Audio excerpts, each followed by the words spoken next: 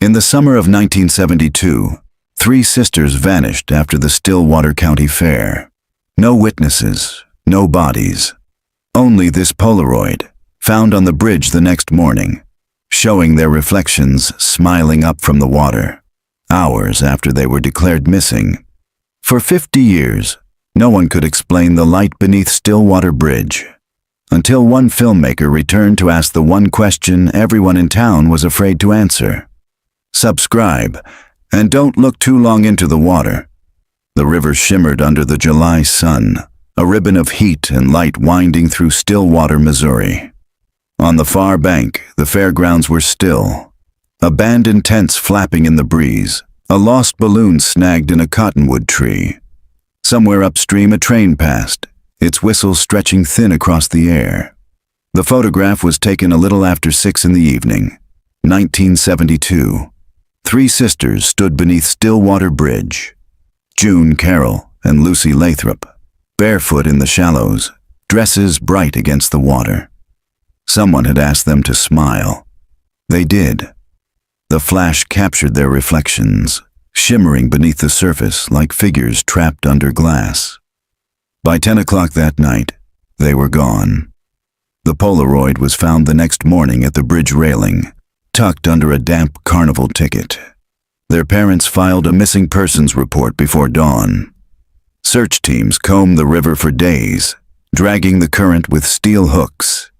They found a shoe, a ribbon, a camera missing its film. No bodies, no answers. For 50 years, the photograph lived behind museum glass, its edges yellowed, its mystery reduced to folklore. Some said the girls had run off with the carnival. Others whispered they'd fallen into the river and been taken by the undertow. But when the original image was digitized half a century later, analysts saw something no one had noticed before. Behind the girls' smiling reflections stood a fourth shape, a tall figure holding what looked like a lantern, light blooming from within the water itself. And that was where Claire Rowan's story began.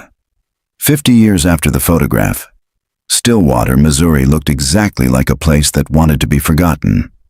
The town's welcome sign leaned at an angle, paint peeling, population count crossed out in marker. A handful of brick storefronts lined Main Street, their windows reflecting the slow gray roll of the river beyond. Claire Rowan parked beside a faded diner called Betty's and let the car engine tick into silence.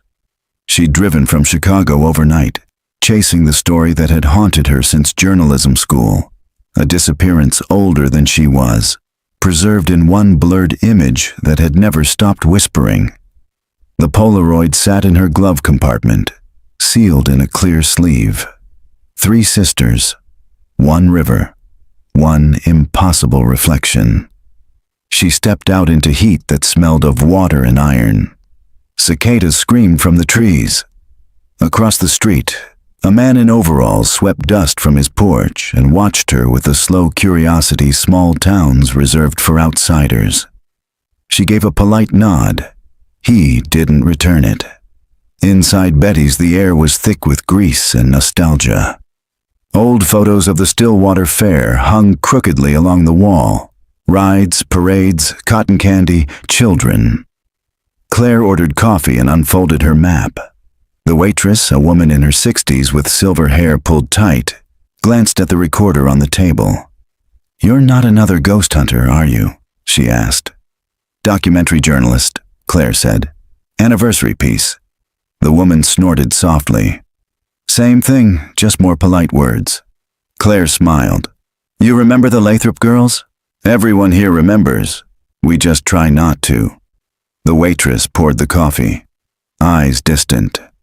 "Their mama used to come sit by the bridge every evening until she passed. Said she could see them in the water when the sun went down. See them how? Like light under the current. You'll see what I mean." The bell above the door rang. A tall man in a khaki uniform stepped in, mid-50s, trim, the kind of calm that came from a lifetime of not being surprised. Sheriff Earl Penner. Claire recognized him from her research, the son of the original investigator. He nodded once at the waitress, then at her. "Miss Rowan," he said, sliding into the booth across from her. "You picked a strange week to visit." "River's high. I thought the anniversary might make people talk." He stirred sugar into his coffee without looking at her. "People around here don't talk about the bridge. Not to strangers, anyway." "I'm not here to sensationalize," she said. "I'm here because the original Polaroid was rescanned last month. It showed something new, a figure behind the girls that made him look up. His eyes were pale, unreadable." "You've seen it?" She nodded. "It looks like someone holding a lantern." Penner leaned back, chair creaking. "That photo's been tested a dozen ways since I was a kid. People see what they need to. Ghosts, angels, reflections. My father thought it was just bad film, and you." He hesitated. "I think some things stay hidden because they want to." The conversation ended there. He left cash for both coffees and slid a business card toward her. "If you start poking around the bridge, tell me first." River's unpredictable this time of year. When he was gone, the waitress whispered, "His daddy was the last one to dive that river.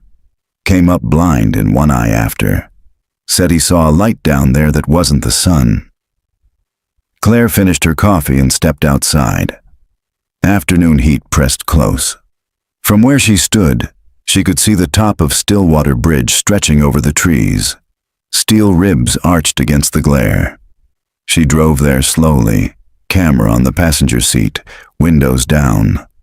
The road curved along the riverbank until it opened onto the old crossing. No traffic now, just weathered planks and the whisper of water below. She parked midway across, got out, and leaned against the railing. The river moved lazily, brown-green, carrying flecks of sun. It looked harmless, ordinary, but the weight of 50 years hung over it like humidity. She could almost hear the flash of that camera, the echo of laughter swallowed by current. She took out the Polaroid and held it beside the view. The angle matched perfectly. Trees had grown, guardrails had rusted, but the river's face hadn't changed. And there, just below the surface, something shimmered. A trick of light, maybe, or a memory made visible. For a heartbeat, 3 pale shapes seemed to rise in the reflection of the bridge. Then the clouds shifted, and the water turned opaque again. Claire exhaled slowly, forcing logic back into her lungs. She was tired, dehydrated, full of folklore. Nothing more. Still, as she turned to leave, she felt watched. Not by the town, not by the sheriff, by the water itself, humming faintly with a light she couldn't unsee. The county nursing home sat on a hill above Stillwater, a low brick building ringed by willow trees that drooped like tired sentries. Claire signed the visitor's log with a borrowed pen that left blue ink smudges on her thumb. She'd arranged the interview through Sheriff Penner, though he'd warned her, Ruth Keene doesn't like remembering. The receptionist guided her down a corridor lined with faded paintings of river scenes. The air smelled of disinfectant and lavender.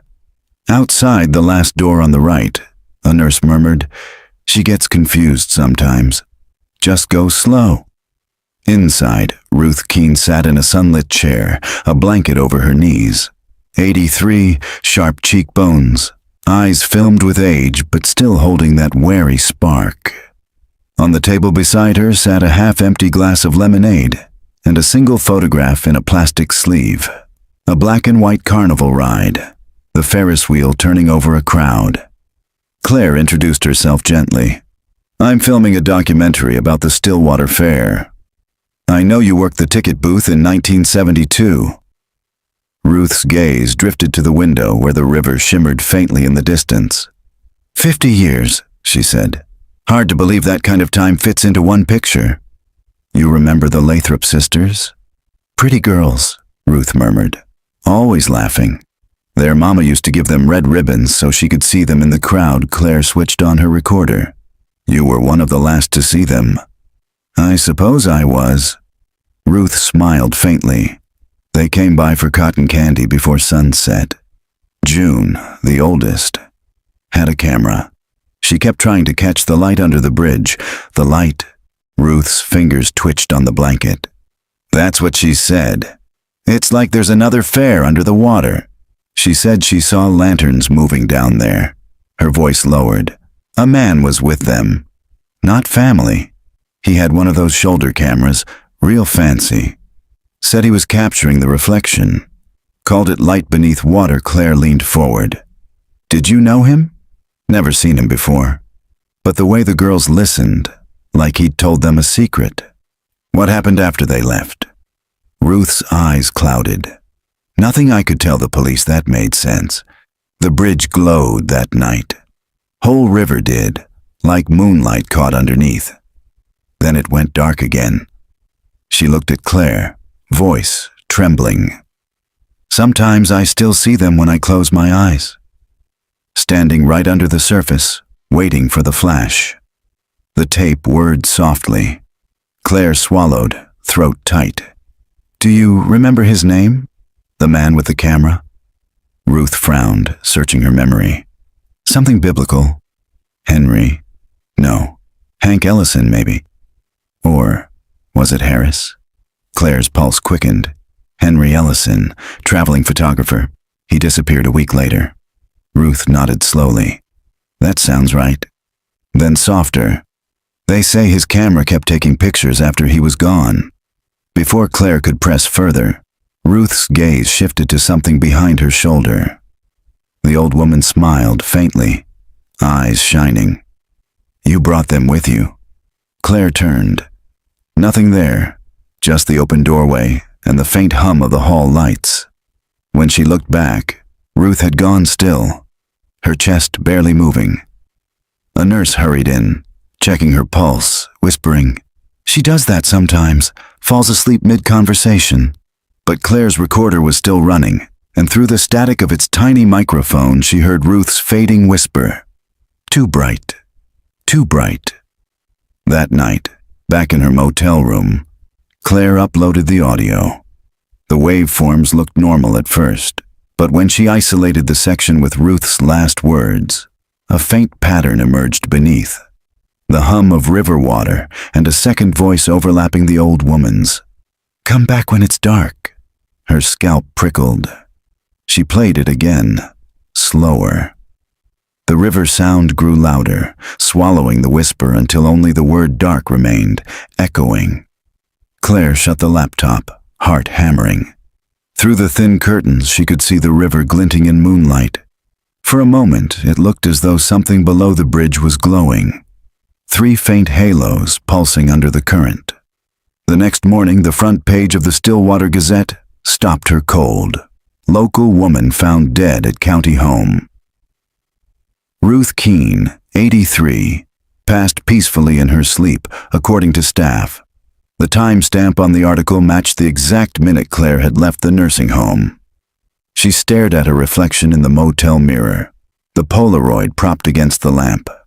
Her own face hovered above the 3 girls, blurred by the glass. The camera on her desk beeped softly, unprompted, as if it had turned itself on. When she picked it up, the screen flickered once and froze on a single frame. The bridge at night, water glowing from below, and a tall figure standing at the railing holding something bright in his hand. The Stillwater Historical Society smelled of paper and river mud. Its museum occupied the town's old post office, a squat limestone building where the air was always a few degrees cooler than outside. Rows of display cases held rusted farm tools, arrowheads, and faded county fair posters. In the far corner, beneath glass, sat the photograph. Claire paused before it, feeling the same pull she'd known since childhood. 3 smiling girls frozen in midsummer light, reflections trembling under the surface like another world peering back. The real Polaroid was smaller than she expected, corners frayed, colors drained to sepia. A caption read, Lathrop Sisters, July 1972. Photographer unknown. The curator appeared from the next room carrying a stack of file folders. You must be Miss Rowan, she said. Sheriff Penner called. I'm Mrs. Dugan. Been keeper of this place 30 years. You're wanting the negatives? There weren't any, Claire said. But I need to scan the print itself at high resolution. Different spectrums, UV and infrared if possible. Mrs. Dugan frowned. You think there's something we missed? Claire smiled politely. Sometimes the film remembers things the eye doesn't. She set up her equipment while the curator watched from a respectful distance. The scanner's gentle hum filled the quiet room. Outside, thunder rolled over the river valley. Rain streaked the windows, blurring Main Street into watercolor. When the scan finished, Claire loaded the digital file onto her laptop. At first glance, nothing new. But when she increased contrast, deepened shadows, a faint shimmer appeared near the lower edge of the frame. An outline the size of a man, elongated by ripples. She zoomed closer. The figure held something cylindrical, glowing slightly even through decades of faded chemistry. Mrs. Dugan leaned in. That's a trick of light, isn't it? Maybe, Claire murmured, though her heart was beating too fast. What direction was the sun that day? The curator thought. West of the bridge. Afternoon fare would have been behind them. Then whatever's shining is coming from below, Claire said softly. Not above. She adjusted the infrared layer. New details surfaced. The waterline glowed faintly, like phosphorescence. Around the sisters' feet, concentric rings of light spread outward, almost symmetrical, like the aperture of a camera. Mrs. Dugan crossed herself. Mercy! The scanner beeped again. One last frame processed. In this version, the girl's eyes caught the flash differently. Their pupils reflected a bright pinpoint. When Claire magnified that reflection, she froze. Inside each eye, mirrored perfectly, was the same lantern shape. Rain was falling harder by the time she left the museum.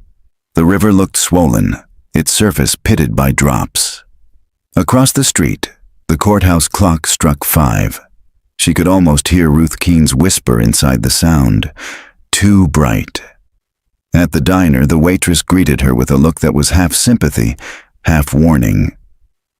Word travels fast, she said. I heard you woke the ghosts. I scanned a photograph. Same thing. The woman poured coffee. You should know, that photographer you asked about, Henry Ellison, had a brother. Runs the junk shop by the feed mill. Name's Cal.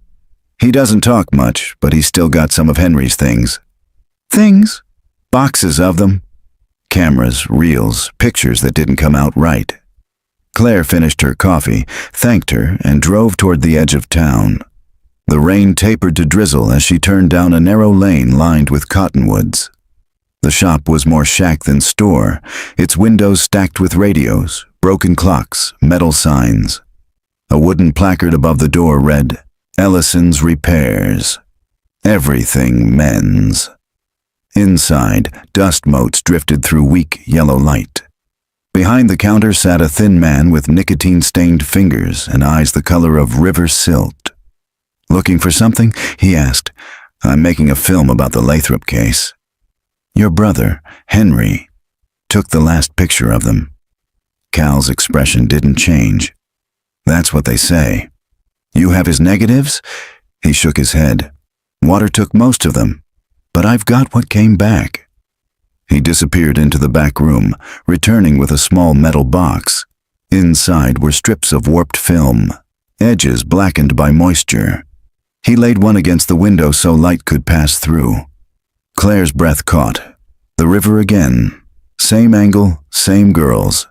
But in this frame, they weren't smiling. They were looking up, faces tense, as if listening. Behind them shimmered a faint vertical line of light, like an open door standing in the water. Where did this come from? She asked. Camera washed up 3 days after Henry did, Cal said. Sheriff kept it for years, gave it back when the case went cold. Can I borrow these? He shook his head.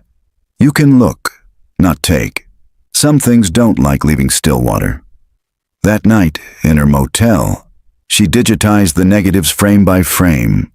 The river shimmered across her screen, grainy but alive. In the 5th frame, she caught it again. The 4th figure, half submerged, face indistinct.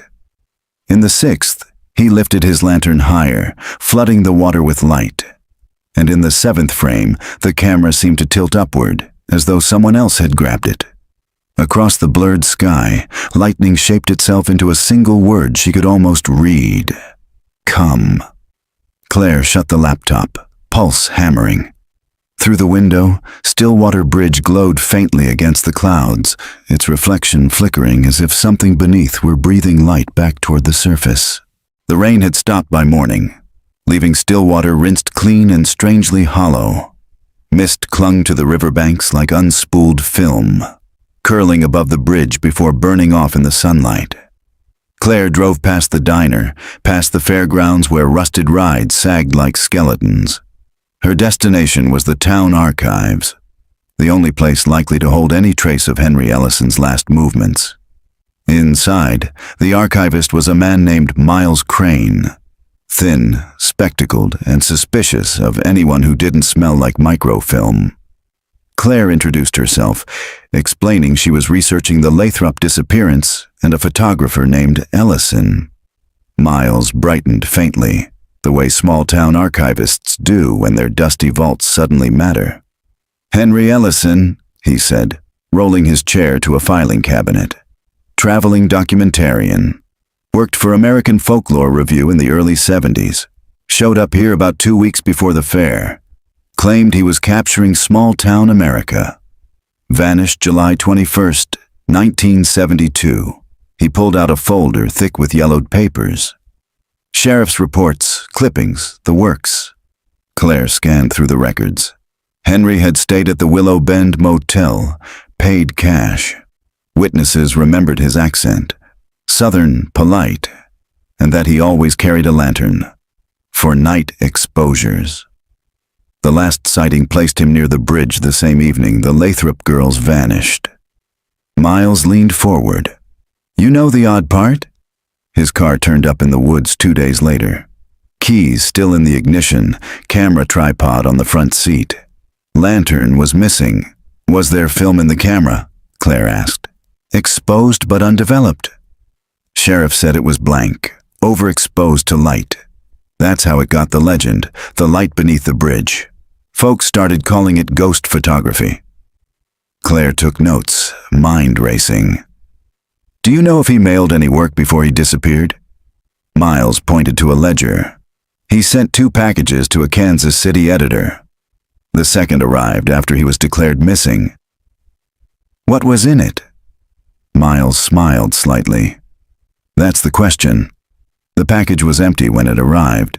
Torn open from the inside, they said. Like something had burned through. That afternoon, Claire drove to the motel where Ellison had stayed. The building still existed, a sagging strip of cabins facing the highway. The owner, an elderly woman named Myrna, remembered him well. He had kind eyes, she said, leading Claire to the door of cabin 6. Always polite. Talked about the light on the river like it was alive. What do you mean? He said it followed him, Myrna replied, unlocking the door. Said he could hear it humming at night. The cabin smelled of damp wood and tobacco, wallpaper peeled in long strips. Myrna left her alone, and Claire began her usual sweep. Photos, floorboards, vents. The place yielded nothing until she crouched beside the radiator. A fragment of metal glinted between the slats. She pried it free. A corroded camera lens cap, engraved faintly with initials H.E. She turned it over. Inside, scratched by hand, were 4 numbers, 3-14-79-6. They didn't match any date she recognized.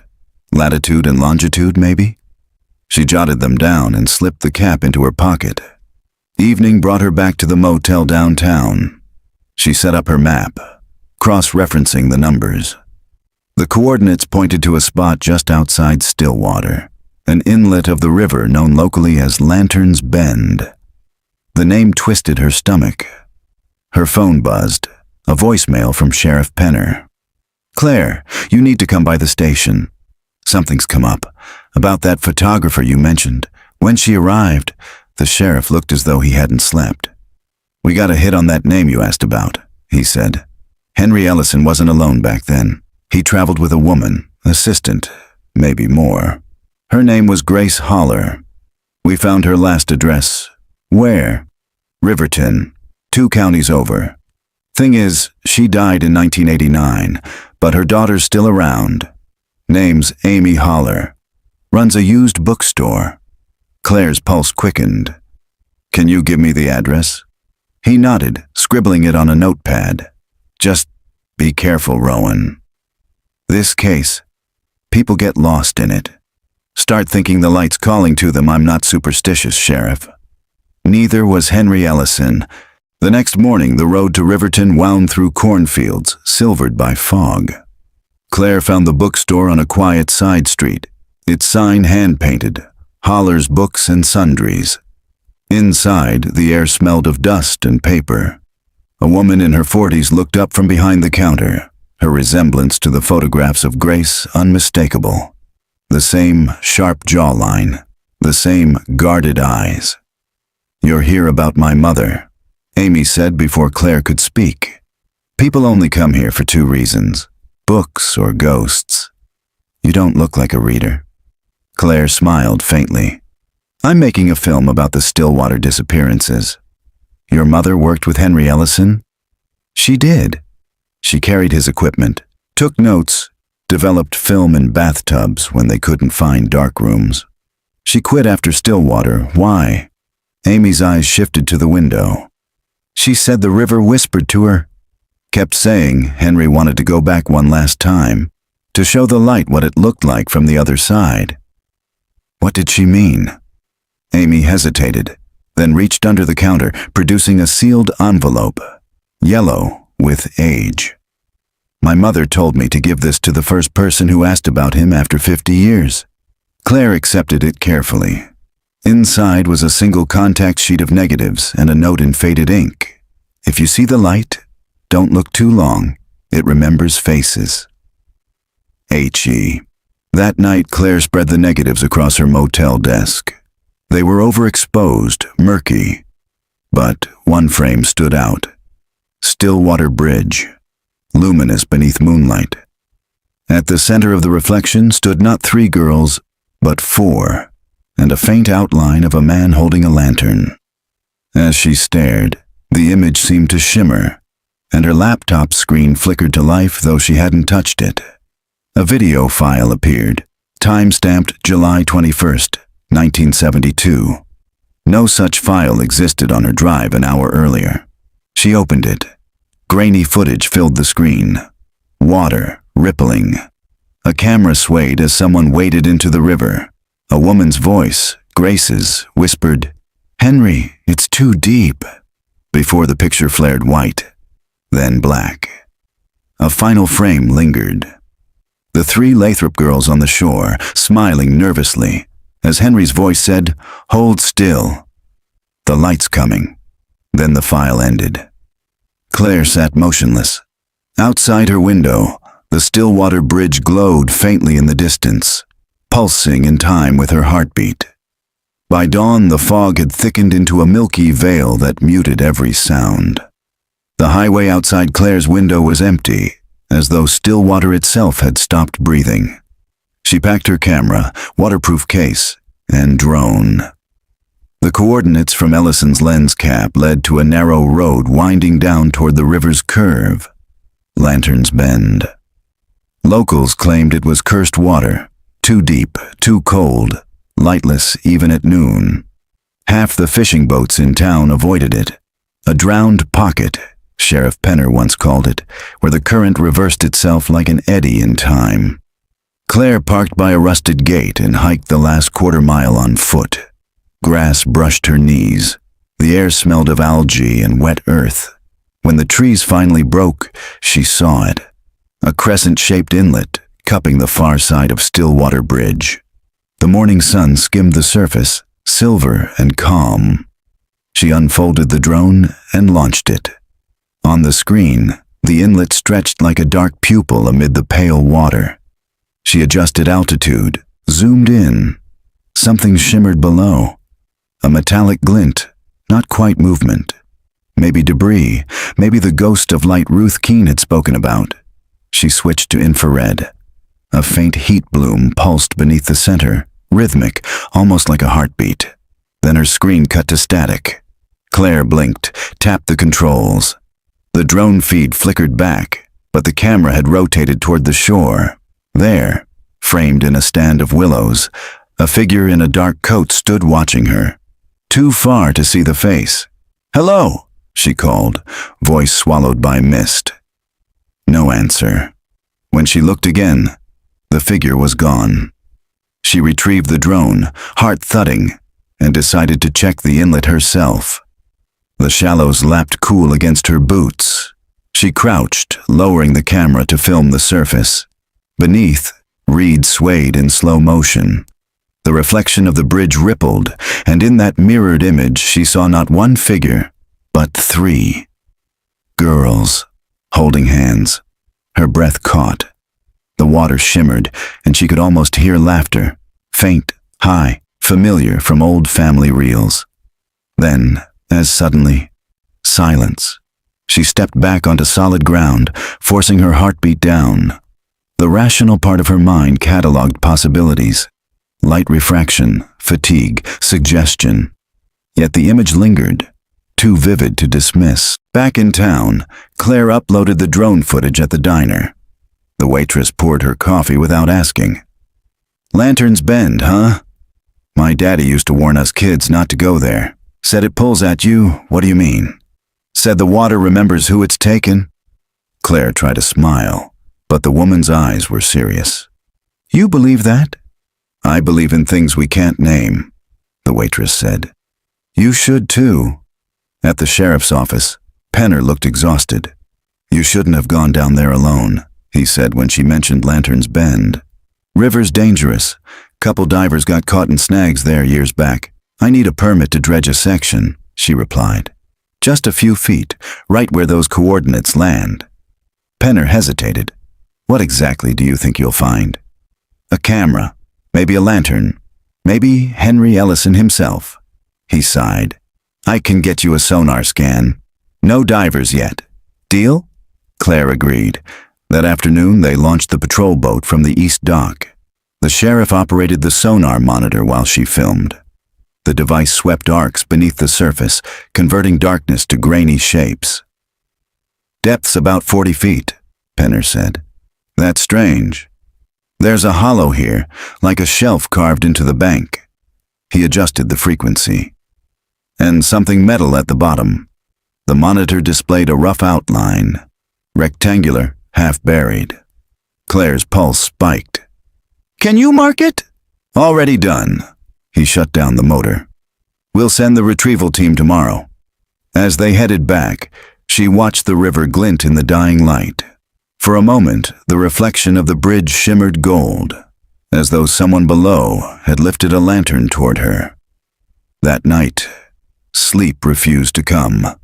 The rain returned, soft but steady. Claire sat at the desk, replaying the drone footage frame by frame. Halfway through, during the moment the feed had glitched, a still image appeared between frames, too quick for the naked eye. She froze it. 3 blurred shapes in mid-water, their outlines bright white, faces indistinct. Beside them, a man's arm extended, holding the lantern. The glow wasn't from the lamp. It was from inside the man's chest, as if his ribs had become glass. A knock startled her. She crossed to the door. Sheriff Penner stood drenched under the porch light. "We've got a problem," he said quietly. "The retrieval crew we called for tomorrow?" They just radioed in from the highway. One of their trucks slid off the embankment. Driver swears he saw a light in the road right before he hit it. "What kind of light?" Penner looked uneasy. Said it looked like someone waving him down with a lantern. When he left, the motel fell silent again. Claire stared at the Polaroid on the nightstand, the same worn image she'd studied 100 times. For the first time, she noticed water stains spreading from the lower edge, darkening the paper. She touched it. Her fingertip came away damp. Outside, thunder rolled, and across the river, Lantern's bend glowed faintly.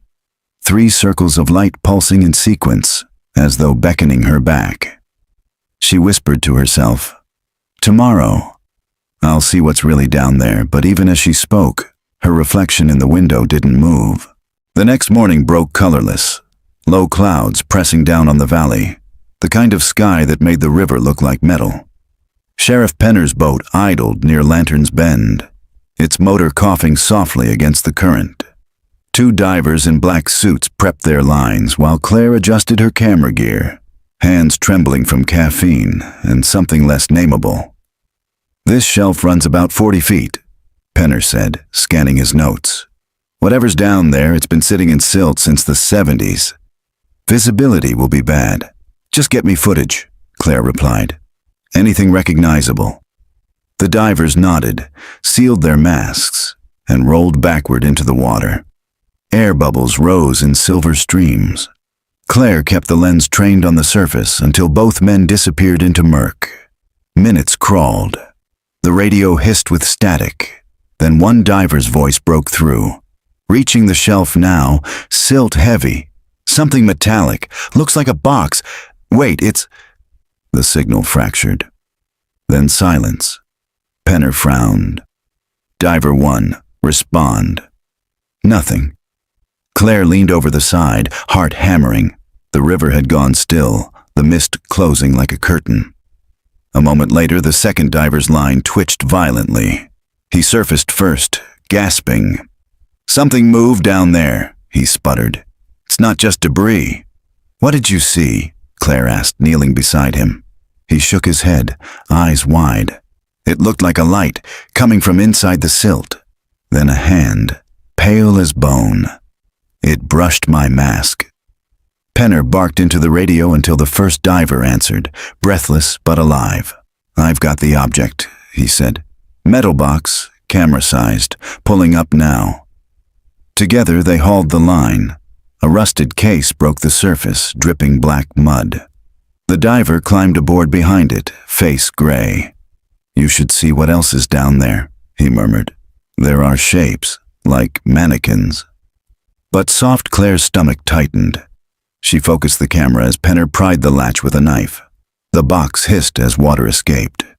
Inside lay a corroded 16mm film canister and a small brass lantern, its glass intact, faintly tinted green. Even after half a century, a soft luminescence pulsed within, as if something inside still burned. Penner swore under his breath. "You seeing that, Rowan?" "Yes," she whispered, eyes wide. "Don't touch the glass." The light dimmed as if sensing their attention, then flared once, enough to reflect in the river's surface. For a heartbeat, Claire thought she saw faces there. 3 girls, smiling the way they did in the Polaroid, hair drifting like riverweed. Then it was gone. Back at the sheriff's office, the evidence lay sealed on a steel table. A hazmat technician cataloged the canister while Claire reviewed her footage. Frame by frame, the lantern's glow persisted even after it was sealed, visible through opaque plastic. The frequency analyzer registered no known emission. "It's bioluminescence, maybe," Penner offered, though his voice lacked conviction. "Or a reaction to oxygen after all these years." "Or it's the same light Ellison saw," Claire said quietly. "The one he followed." They sent the canister to the state lab for decontamination and film recovery. The technician warned them, if the film's intact, it's a miracle. That night, Claire stayed late at the station, reviewing old reports. In a 1972 witness statement, a fisherman had described a lantern burning underwater, near the same bend, followed by a woman's voice singing. His account had been dismissed as alcohol-induced. Now she wasn't so sure. The office clock read 2:13 a.m. when her phone buzzed, an unknown number. She hesitated, then answered. A man's voice, hoarse, whispering, "You shouldn't have taken it." "Who is this?" "You woke it. It remembers the faces the line went dead." Claire stood frozen. Across the room, the sealed evidence container pulsed once, faintly green through the plastic. The light rippled across the walls like reflected water. Morning brought news from the state lab. The technician sounded shaken. "We managed to develop portions of the film," he said. "You'd better come see this yourself." Claire and Penner drove 3 hours to Jefferson City. In the sterile lab, a screen displayed frames recovered from the 16mm reel. Grainy but clear enough. Henry Ellison's handwriting on a slate. Lanterns Bend, July 21st, 1972. The footage began with the river at twilight, surface still, the three sisters waiting near the bridge. Their laughter carried faintly. The camera panned left, to Henry himself, reflected in the water, holding the lantern. His lips moved, speaking words unheard. Then the film shuddered, image distorting as if the camera had been submerged. In the final frames, something massive loomed beneath the surface. A shape of light, undulating, drawing the girls toward it. Their faces blurred, arms outstretched, then vanished into white. The reel ended. Silence filled the lab. Penner cleared his throat. "We need to close this case, Rowan. Whatever this is, it's done." But Claire couldn't look away. The last frame of light lingered on the monitor, edges flickering like breath. If she tilted her head just right, she could almost make out a reflection within it. Her own face staring back. Back in Stillwater that evening, she stood by the bridge again. The lantern from the river lay locked in evidence, but the water below shimmered faintly, pulsing with unseen life. She raised her camera, hesitating. For a moment she thought she heard a child's voice on the breeze. "Hold still. The light's coming." She lowered the lens, tears pricking her eyes. "I see it," she whispered, and the river glowed brighter. The day after the film's discovery, Stillwater felt wrong. Too bright, too hushed, as if the town itself were holding its breath. The river moved slow and glassy under the bridge, reflecting a sky the color of bone. Sheriff Penner called it calm after commotion. Claire thought it felt more like anticipation. At her motel desk, she replayed the digitized reel until her eyes blurred. The more she watched, the more the footage seemed to change. The light beneath the surface pulsed in different rhythms, like breathing. On the 10th viewing, she noticed something new. A flicker in the upper corner of the final frame. Zoomed in, it resolved into a faint reflection. Someone standing behind the camera, a silhouette smaller than Henry Ellison's. Feminine. Watching him film. Grace Holler. Claire exhaled. "You weren't just his assistant, were you?" she murmured. She froze the frame again and thought she saw the woman's head turn slightly, as though aware of being seen. That evening she met Penner at the courthouse. He looked older than he had yesterday. "State wants the reel," he said. "They'll classify it as evidence in an ongoing investigation." "Investigation into what?" she asked. He hesitated. "Chain of custody violation, contamination. They don't like unsolved things being sacred." Claire knew that meant the footage would disappear into some archive where no one would ever see it again. "Let me have one more night with it," she said. "For the documentary." Penner studied her face, then sighed. "One night. But I'm keeping the key." He slid a USB copy across the table. "You didn't get that from me." Back in her room, she transferred the file to her laptop. As it rendered, the screen darkened. The reflection of her own face floated faintly over the progress bar. For a moment, she wasn't sure if it was hers or someone else's. The eyes seemed older, sadder. When the file finished, she played it again. The light below the bridge burned more intensely now, filling the frame. Then a ripple of static washed through the image, and sound bled in. Muted voices, indistinct at first, then clearer. A child's whisper. "Hold still," another voice, female. "It's too bright." Then, faintly, a man's laugh. Ellison's, she thought. But it echoed wrong, looping in reverse like a tape rewound too far. The footage trembled, then steadied. The girl's figure stood waist-deep in the river, reaching upward toward the unseen camera. Something moved behind them, a shadow under the water, immense, formless, luminous. It extended tendrils of light toward their hands. Claire leaned closer, breath fogging the screen. For a moment, she felt warmth on her skin, as if the glow radiated outward from the laptop. When the light engulfed the frame, she caught a glimpse of another face, her own, reflected in the water, camera in hand. Then the file cut to black. The power flickered. Her laptop screen went dark, then rebooted itself, displaying a single folder labeled Footage July 21st. Inside were 3 new files she hadn't created, each named after one of the Lathrop sisters. She opened the first. Static, then water. The view looked upward from below, as if filmed from the riverbed. Shafts of light pierced the surface, and within them, 3 figures floated, motionless, hair drifting like seaweed. When the camera panned closer, one girl opened her eyes. Claire recoiled. The eyes were cloudy, filmed over, but they moved, tracking the lens. "Jesus," she whispered. The second file opened on its own. The image was darker, closer to the surface. The same girls, but now standing on what looked like dry ground. A voice off camera whispered, "Smile." They obeyed. The flash of light followed, too bright, swallowing everything. The third file refused to play. When she tried, the screen showed only her reflection and the faint outline of the Stillwater Bridge behind her, even though she was indoors. Then text appeared across the image.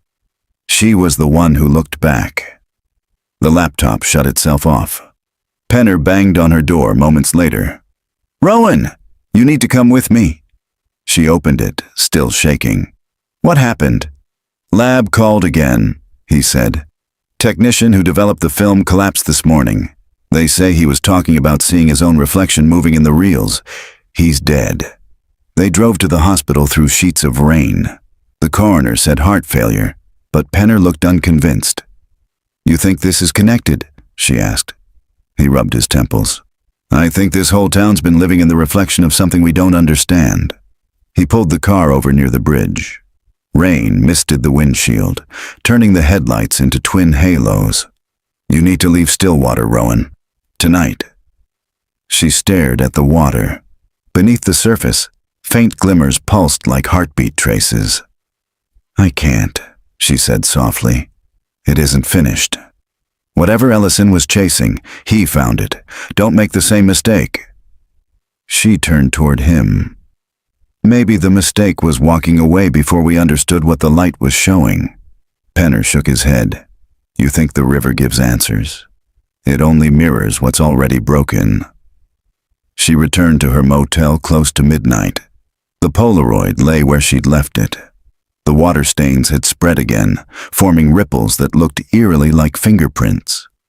She held it up to the lamp, and the lantern's faint glow from the day before shimmered across the surface. The girls' reflections appeared brighter now, and between them, just visible, was another silhouette. Hers. Her phone buzzed. One new message, no number. A single line of text. "Tomorrow. 4:42. She looked up. Across the river, Stillwater Bridge flared with light, sudden and white, as if someone beneath it had just lit a lantern. Morning light bled through the motel curtains like weak tea. Claire hadn't slept. The text, "Tomorrow, 4:42, glowed on her phone, unanswered. She kept checking the clock, half expecting the numbers to rearrange themselves.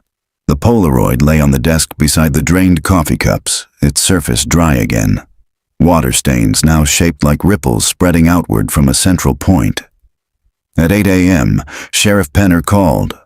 "The lab's sending the film and the lantern back to us," he said. "State wants it sealed and archived. We can log it this afternoon."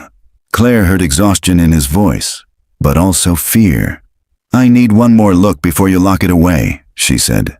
"Whatever's inside that light, It's trying to show us something. Penner exhaled.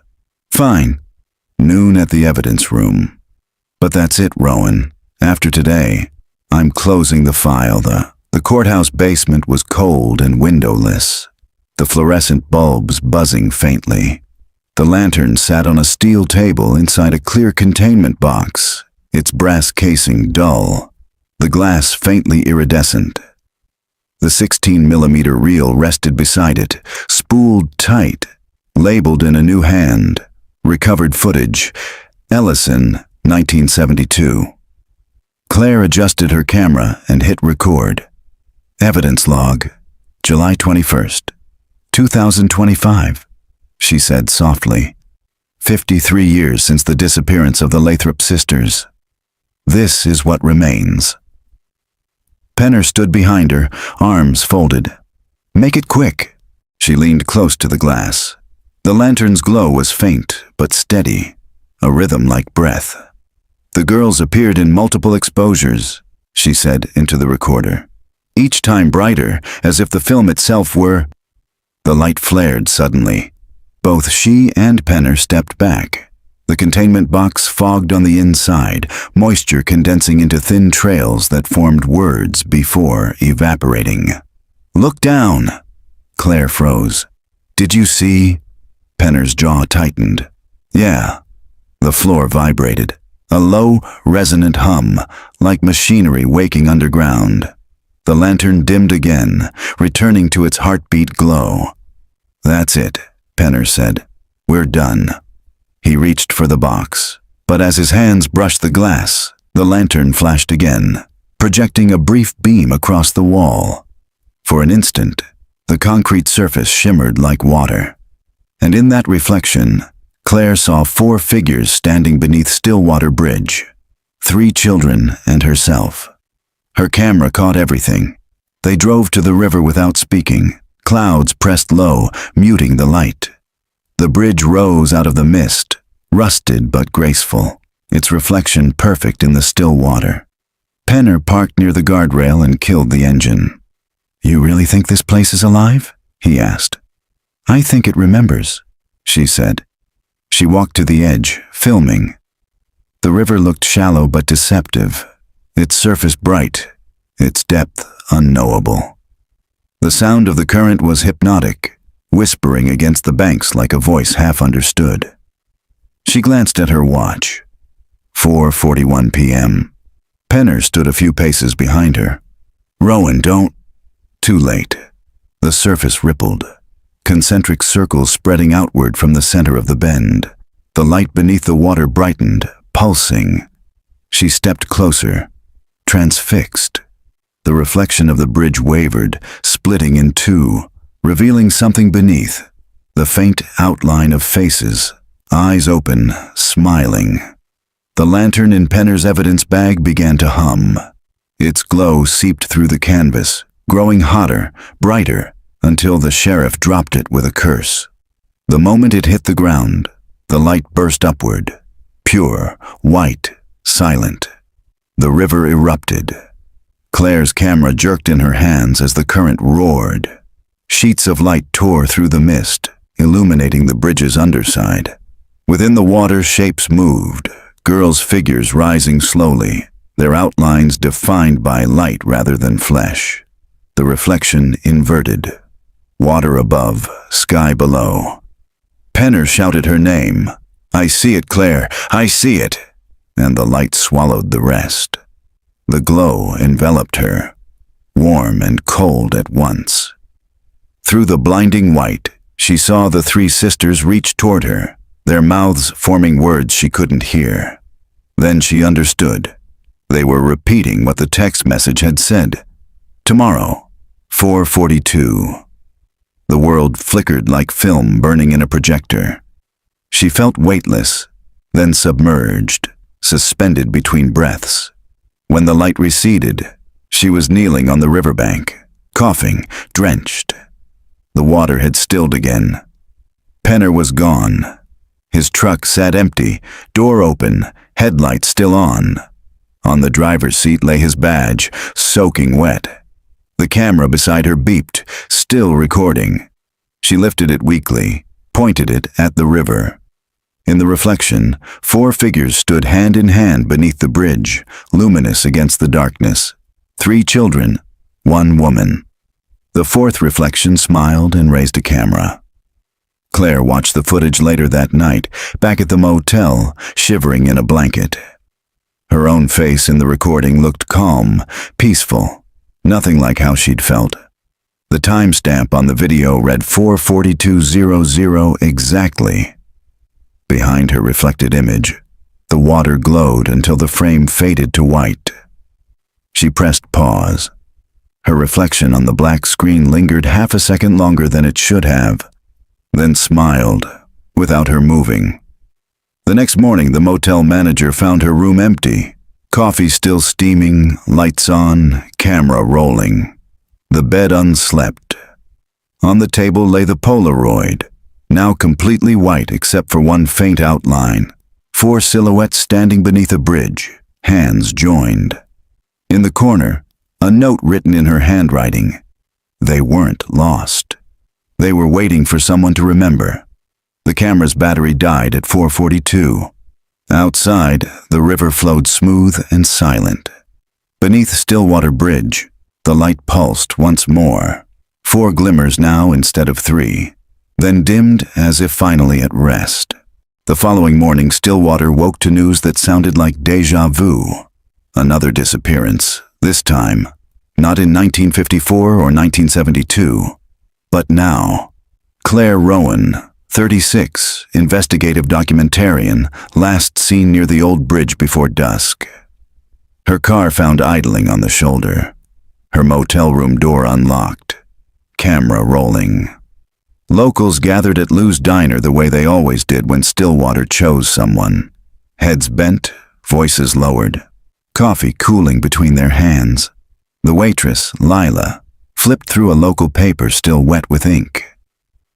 "She came in here 3 days ago," she murmured. Sat right there. Asked about the Holloway family, the old vanishings, the bridge. She said the river could remember no one met her eyes. By noon, Sheriff Penner's truck had been pulled from the same embankment where the Holloway 5 were last seen 70 years earlier. The passenger door was open, but there were no footprints. Just a single damp Polaroid on the driver's seat, showing the bridge at twilight. Beneath it, faint pencil letters. For the keeper. That night, the town council reconvened in the courthouse basement. The lantern sat sealed again, but this time its glow was steady, pulsing every 10 seconds like a heartbeat. Deputy Eames kept his distance. "Should we power it off?" he asked. "It's not powered," replied Dr. Adair, the state archivist sent to retrieve the object.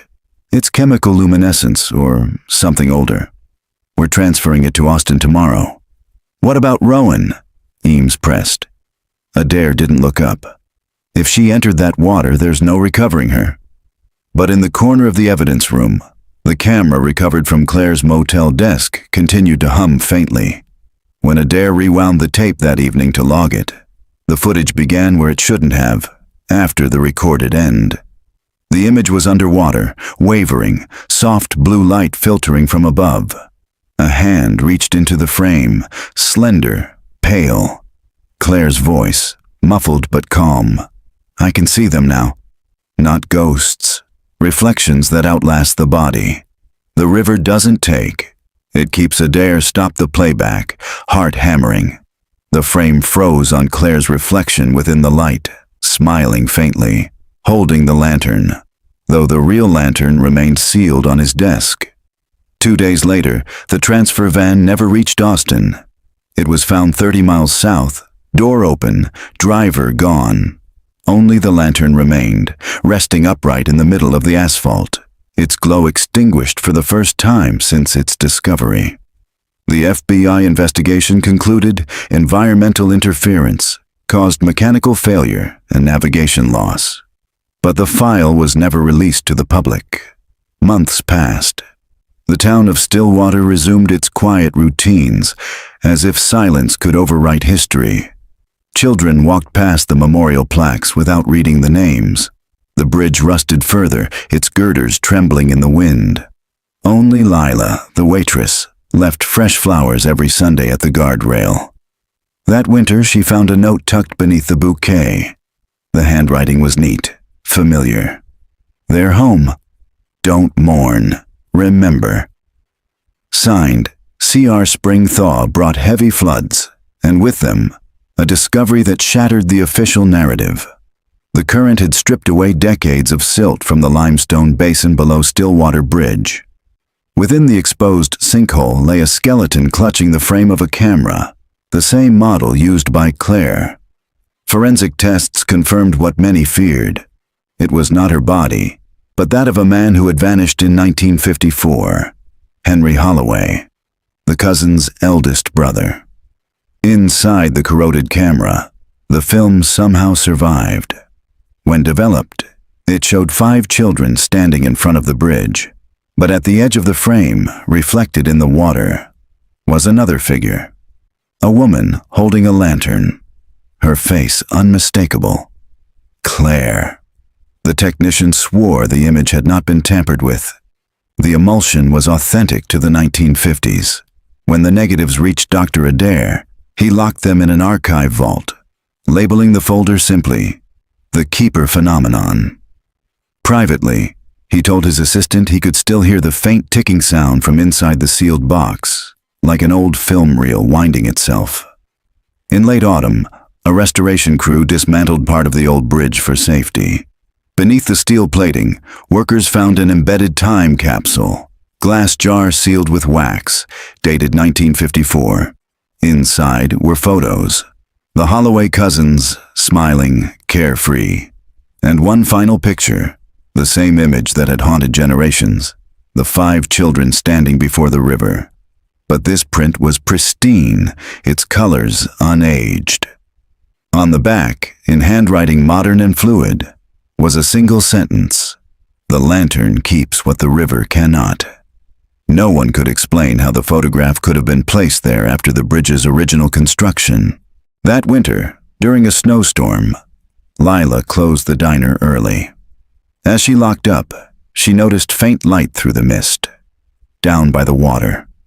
She hesitated, then followed the glow to the bank. The river was glass smooth, the moon reflected perfectly. There, half buried in frost, stood the lantern. Cold to the touch, its surface dusted with snow. When she picked it up, the glass caught her face, and for an instant, another reflection appeared beside hers. Claire's, smiling faintly, eyes bright with recognition. Lila staggered back, dropping the lantern. It rolled once and came to rest facing the bridge. The reflection on its glass surface shimmered. Not her own this time, but 5 children waving, their outlines slowly fading as though receding into depthless light. Then the glow died. When the sheriff's office retrieved the object the next morning, it was inert. No light, no hum. They placed it in storage. But Lila never spoke of what she saw, except to leave one final note taped beneath the diner counter before she moved away that spring. Every town has a lantern keeper. When we forget, the light returns to remind us. In 2026, a small documentary premiered quietly online. The title card read, "The Holloway River, a Memory That Breathes." It featured recovered audio logs from Claire Rowan, stitched with her footage. The final frame showed the bridge at sunset, water calm, no reflections. Except one. Claire's silhouette standing beneath the arch, camera raised. Her voice, soft and steady. Close the film. Some stories end when we stop looking. Others begin there. This was never about vanishing. It was about being seen fade to black. A faint pulse of light shimmered beneath the closing credits, barely perceptible. 3 beats, then a 4th, then none. The film should have gone unnoticed. A quiet upload on a Thursday night, hidden beneath millions of louder stories. But by dawn, the Holloway River, a memory that breathes, had reached 200,000 views. Within a week, It was everywhere. Shared, dissected, imitated. The footage of Claire's reflection and the still frame of the children waving ignited an obsession that no one in Stillwater was prepared for. The town, once a forgotten dot on the state map, became a pilgrimage site for ghost hunters and true crime tourists. They came in rented cars and news vans, filming the bridge at night, whispering as if afraid to wake the water. Someone even sold lantern keeper shirts outside Lou's diner. Lila, now returned reluctantly to help her cousin run the place, hated the cameras. She kept her apron high and her eyes down whenever someone asked where Claire had stood or whether she believed the stories were true. "Believe," she told one reporter. "Doesn't matter what I believe. Around here, belief is just the entry fee." But she did believe, at least enough to avoid driving across the bridge after dark. Detective Penner's badge remained displayed in the courthouse lobby, mounted between the Holloway memorial plaques. The new sheriff, Carla Dunn, had reopened his final notes. They contained a single line written the morning of his disappearance. "If I go back to the bridge, and you don't hear from me, tell Claire I understand." Dunn played the recovered camera tapes again and again, searching for something the internet had missed. The freeze frames, the warped reflections, the faint sound under the audio hiss that listeners swore was breathing. For weeks she found nothing, until one night she slowed the final minute to quarter speed. The frame where Claire raised her camera at the water flickered. For one split second, just one, there was another image layered behind it. The outline of a man standing beside her, hand on her shoulder. Dunn froze the playback, enhanced the light. It was Penner, and both figures were smiling. By early spring, Stillwater's mayor petitioned to have the bridge sealed off. "The influx is ruining us," she said at a town hall meeting. "Let the river rest." But her motion failed. Too many locals had begun renting rooms, guiding tours, selling copies of the documentary DVD. Stillwater was alive again, for the first time in decades. Alive, yes, but uneasy. Visitors reported strange phenomena: camera batteries draining, radio static filled with children's laughter, fog that condensed only around the lantern monument. At least a dozen claimed to see ripples forming names on the river's surface. Claire, Henry, Lucia, before fading. The sheriff called it pareidolia. Others called it proof.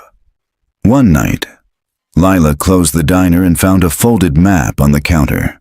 It wasn't there minutes earlier. The paper was old, yellowed. A red X marked a spot several miles north of the bridge, Old Quarry Road. On the back, scrawled in faint pencil, "Show them the reflection, no signature." Against her better judgment, she went. The quarry had long been dry, its pit overgrown with reeds. The moon hung low, light pooling like quicksilver. As she descended the slope, her phone flashlight flickered, then died. She kept going, guided only by instinct and memory. At the basin's center stood a shallow pool, too small to be natural, perfectly circular, reflecting the sky like a mirror. She knelt beside it, brushing away leaves. The water was cold, impossibly clear. Beneath its surface, something metallic glinted. She reached in, fingers trembling, and pulled out a rusted locket. Inside was a miniature photo, 5 cousins smiling. But behind them, she noticed something faint that hadn't appeared in any other copy of the picture. A lantern burning in daylight.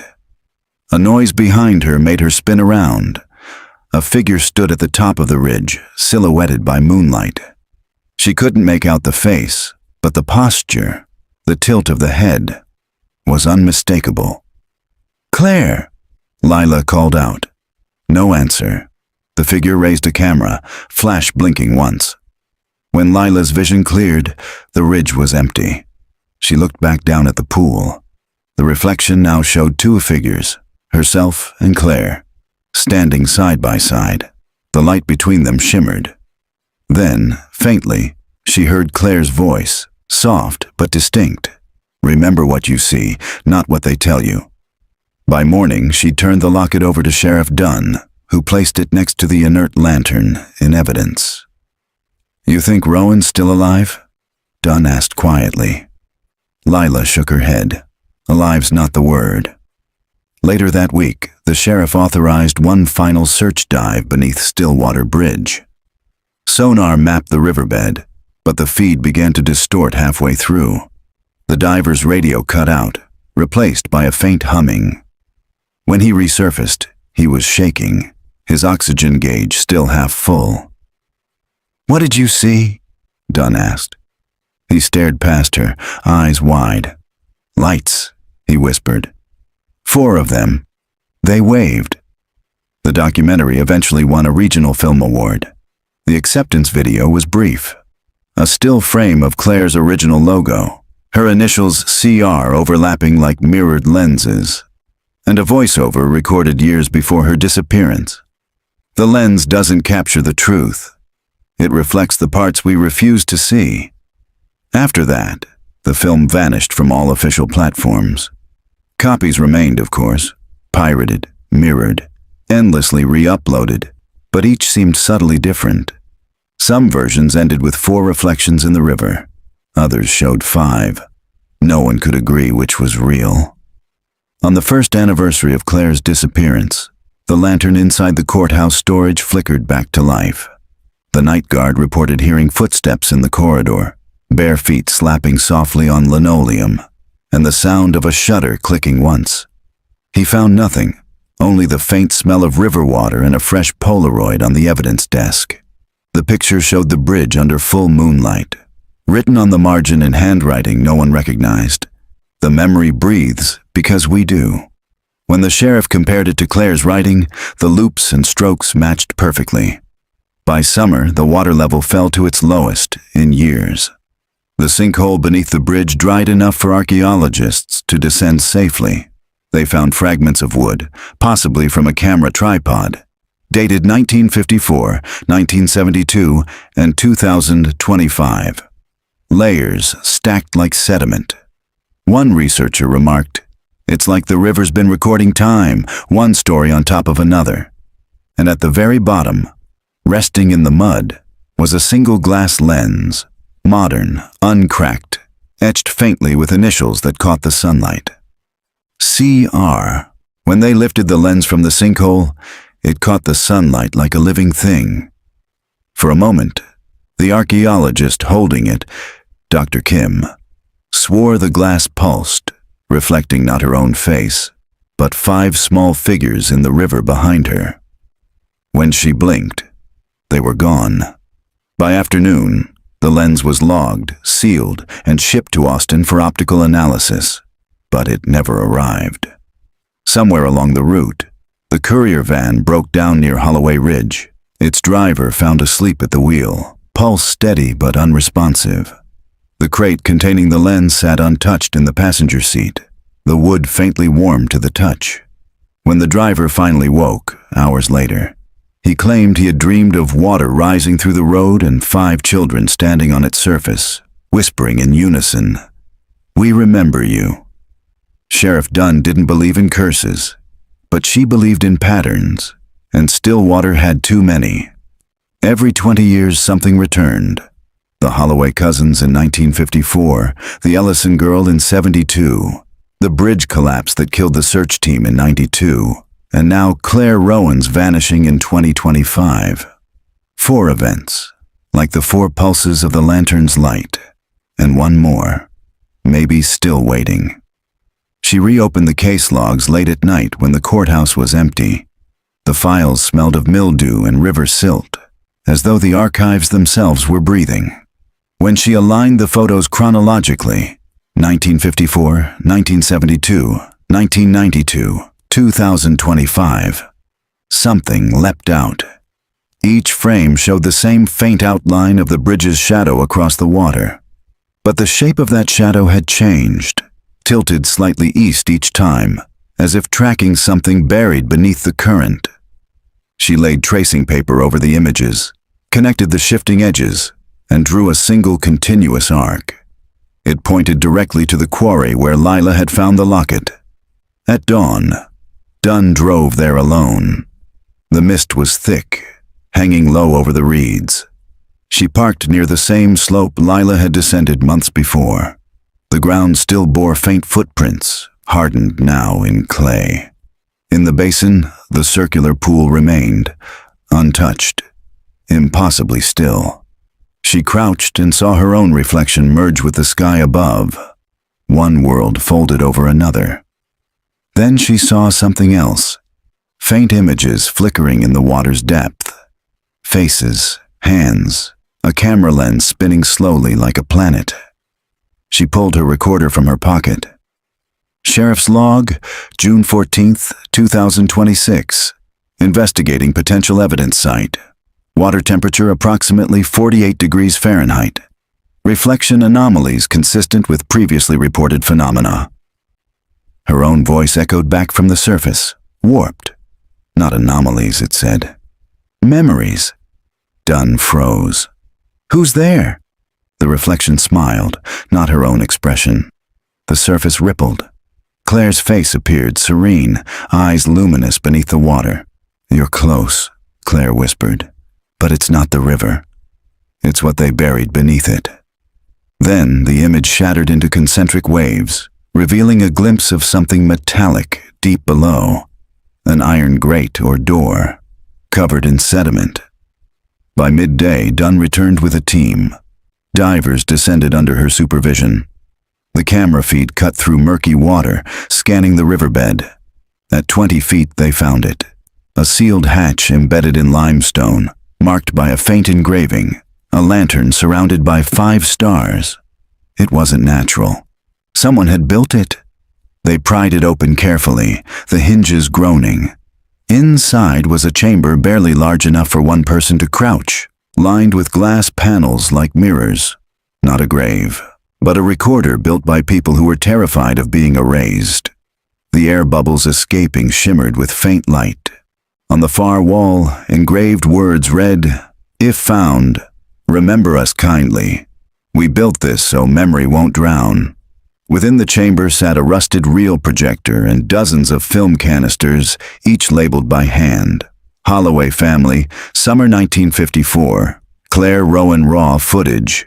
Bridge reflections, 1972. The divers surfaced carrying what they could. Dunn stood on the shore, breathless, watching them emerge with reels dripping river water. "We've been chasing ghosts," she murmured. But someone left a record. That night, the recovered reels played in the courthouse projection room. The images were silent, grainy, spliced together by an unseen editor. The first showed the Holloway children running through tall grass, laughing. Then the bridge, gleaming new. Then, abruptly, the same frame decades later. Bridge rusted, overgrown, water darker. A crossfade replaced the children with adults. Penner, Lila, Dunn herself. Faces that didn't belong in old film. The projection trembled. The reel clicked. The screen filled with static. And then Claire appeared, holding the lantern, smiling faintly. "If you're seeing this," she said, "then the river has chosen another keeper." The room fell silent. The film flickered, the edges of her voice breaking into static.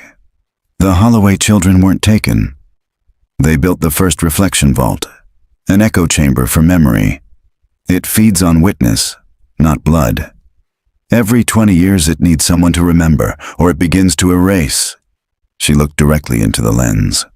"Don't let Stillwater forget." The screen cut to white, then to black. Afterward, Dunn sat alone in the dark, the whir of the projector slowing. She looked at her reflection in the blank screen and thought she saw movement behind her. 5 small silhouettes and one taller, standing quietly, waiting. The lantern in evidence began to glow again, slow, steady. She picked it up, feeling warmth spread into her palms. For a moment, she understood what Claire meant. The light wasn't haunting. It was remembering. She whispered, "I see you." And somewhere deep in the river, a pulse answered, 4 beats, and a 5th. Weeks later, a new exhibit opened quietly in the county museum, the Holloway 5, Memory and Myth. Visitors filed through photographs, reels, artifacts. The lantern rested in the final display case, dark now, its glass clear. Beside it, a plaque read, "Recovered 2025 to 2026. Authorship unknown. Believed to represent the town's enduring memory of loss and return." When the lights dimmed each evening, staff swore they heard faint laughter echoing through the halls, children's voices overlapping with the click of a camera shutter. And sometimes, on closing nights, the lantern flickered once, reflected in the exhibit glass. 5 small figures, standing hand in hand beneath a bridge of light. The day the exhibit opened to the public, the town finally felt quiet again. For the first time in 70 years, Stillwater wasn't holding its breath. The river ran clear after a spring flood, the bridge newly reinforced, its girders glinting under sunlight. Families walked along the bank without looking over their shoulders, and yet, every night at precisely 4:42 a.m., the museum's motion sensors tripped, always in the same room, always facing the lantern's glass case. Security footage showed only the faint shimmer of waterlight on the floor, rippling though there was no source. Sheriff Dunn slept less, haunted by what Claire's final reel had said. Every 20 years, it needs someone to remember, or it begins to erase. On a late August morning, as heat shimmered over the town square, a group of high school students on a field trip gathered before the exhibit. Their teacher, Mrs. Greeley, recited the official narrative. The Holloway cousins had vanished mysteriously. Decades later, an investigative filmmaker named Claire Rowan had rediscovered their story. But one student, a quiet boy named Owen, wasn't listening. He'd been born on July 21st, 2005, exactly 51 years after the Holloway 5 disappeared. As he stared into the lantern's glass, the reflection didn't show his classmates behind him. It showed the bridge, dusk blue, and 5 children waiting at the edge. One lifted her hand, palm open. Owen blinked. The image was gone. That evening, he couldn't stop thinking about it. The gesture had felt deliberate, like an invitation. He biked down to the river after dark, ignoring his mother's warning about the curfew. The bridge stood silent, its iron ribs reflecting in perfect symmetry across the water. The moonlight painted everything silver. He crouched near the same embankment where the Holloway's car had once been found. The air smelled faintly of rain and rust. His flashlight beam caught something half buried near the shoreline, a shard of glass. He dug it out, a cracked lens, smooth-edged, warm despite the night air. When he lifted it to his eye, the world shifted. The river shimmered, its reflection deepening until it became a doorway of liquid light. He could see people standing beneath the surface, dozens of them, overlapping eras.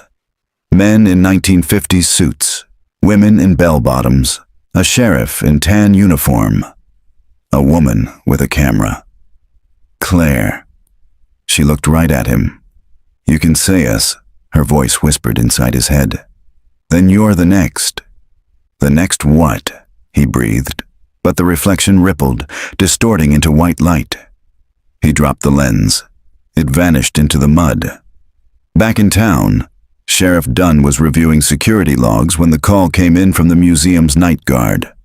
"Sheriff," the man said, voice shaking, "it's the lantern. It's doing something." She sped there within minutes. The exhibit lights flickered, throwing shadows like ripples across the walls. The lantern glowed with steady brilliance now, bright enough to light the entire room. Through the glass, shapes moved within the glow, 5 figures, clearer than ever, the Holloway children. And behind them, a 6th silhouette, a teenage boy, Owen. Dunn's heart stopped. "No," she whispered, fumbling with the case lock. The moment the seal broke, the light surged outward, engulfing her. For an instant she stood not in the museum, but beneath the bridge at twilight, the air shimmered with silver mist. The 5 children faced her, holding hands. Owen stood among them, bewildered but calm. Claire appeared behind them, lantern in hand. "Every generation needs a keeper," she said gently. "Not to die here, to hold the record when the rest of the world starts rewriting it." "Send him back," Dunn pleaded. "He's just a boy." "I was just a woman with a camera," Claire said, smiling sadly. "It's not about age. It's about sight." He saw us when others looked away. The light brightened, the river rising around them without sound or weight.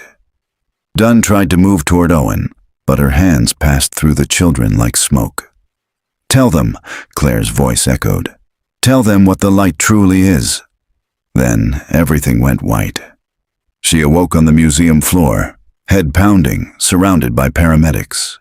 The glass case lay shattered, but the lantern was gone. The only thing left inside was a single Polaroid. She picked it up with trembling fingers.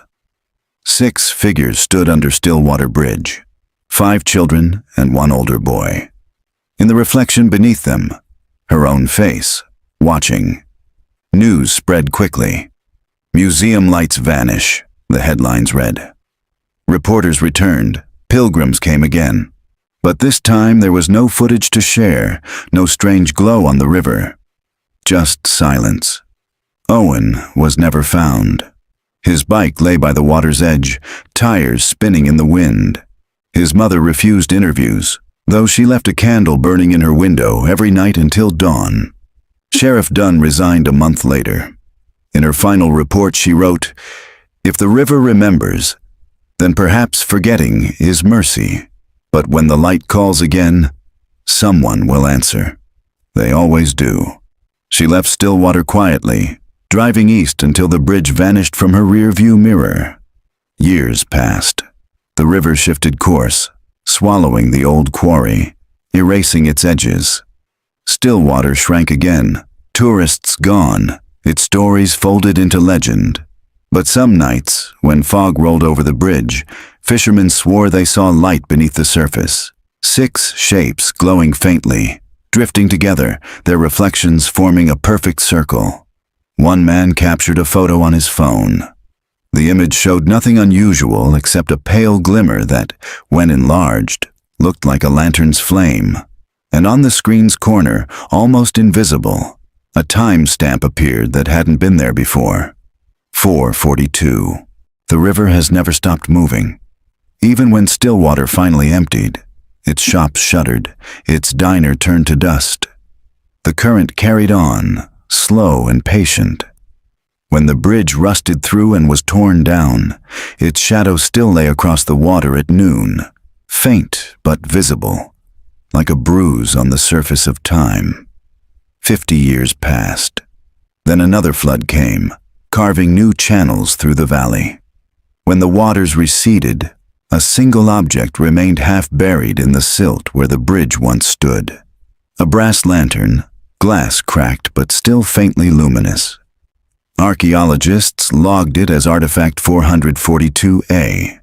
None noticed that it pulsed in time with their heartbeats. The footage survived. A historian in St. Louis, Dr. Mira Adair's successor, compiled the fragments into a single archive. The Holloway reels, the Ellison negatives, Claire's final recordings, even a scan of the Polaroid. She called the collection the Stillwater Memory Project and streamed it publicly for the first time on July 21st, 2085. The opening sequence showed black water under moonlight. Then a voice, not Claire's, not Penner's, spoken softly but clear. "If you can see the reflection, you're already part of it." The broadcast lasted exactly 4 minutes and 42 seconds. At its end, the screen filled with white light. That summer, strange things began happening across the country. Viewers reported hearing water running through their speakers even after the stream ended. Some claimed their mirrors fogged briefly, showing faces they didn't recognize. A few said they dreamed of a woman with a camera whispering, "Hold still." Scientists blamed suggestion, viral hallucination. But those who'd seen the bridge in person knew better. The reflection had simply widened. The river was no longer confined to still water. It lived wherever its story was told. In the fall, a young filmmaker named Noah Dunn, Sheriff Dunn's grandson, visited the valley to shoot a documentary commemorating the centennial of the Holloway disappearance. He'd never met his grandmother. She died before he was born. But her journals had survived, filled with sketches of bridges, light, and recurring times circled in red ink. 4:42.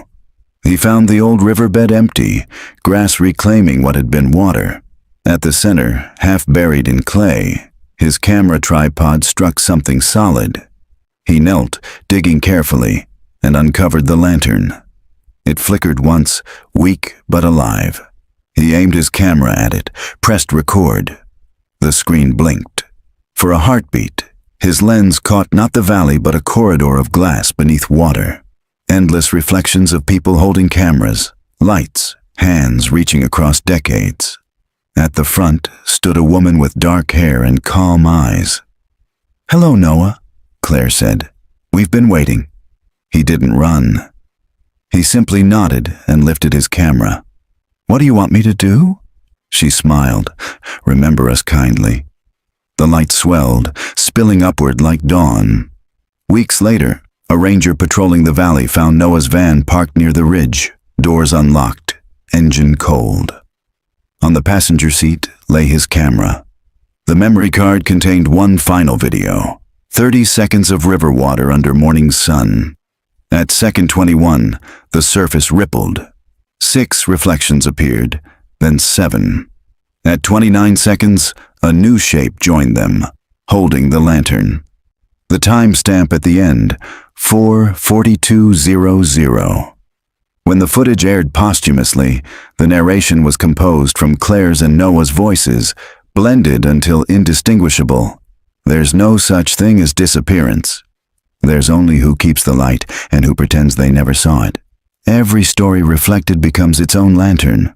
When you look long enough, you'll see us looking back. The final shot held steady on the water. Gradually, faint silhouettes took form. 5 children, a woman, a sheriff, a boy, a filmmaker, each haloed in light. They lifted their hands as if shielding their eyes from the brilliance behind them. Then the screen flared white. The sound of a shutter clicked once, and the light stayed on.